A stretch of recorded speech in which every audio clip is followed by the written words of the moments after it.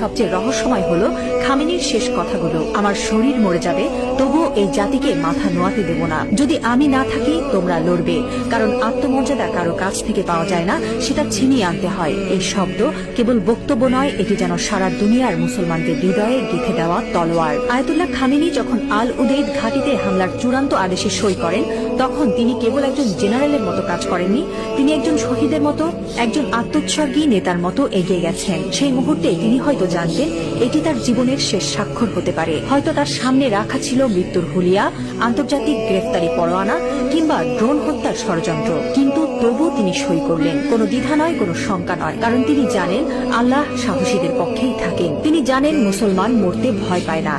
যারা আল্লাহর পক্ষে থাকেন তারা জানে মৃত্যু মানেই পরাজয় নয়, বরং আত্মত্যাগী বিজয়ের শুরু। এই একজন মানুষ এখন আর কেবল ইরানের নেতা নন, তিনি হয়ে উঠছেন সারা বিশ্বের মুসলিম উম্মার প্রতীক। একজন বিশ্বাসী, একজন অটল মুজাহিদ, একজন সাহসী পিতার মতো তিনি বলছেন, আমি থাকি বা না থাকি তোমরা লড়বে। হ্যাঁ মুসলিম উম্মাহ, তোমরা মাথা নিচু করো না। লা ইলাহা ইল্লাল্লাহ, আল্লাহ ছাড়া আর কোনো ইলাহ নেই।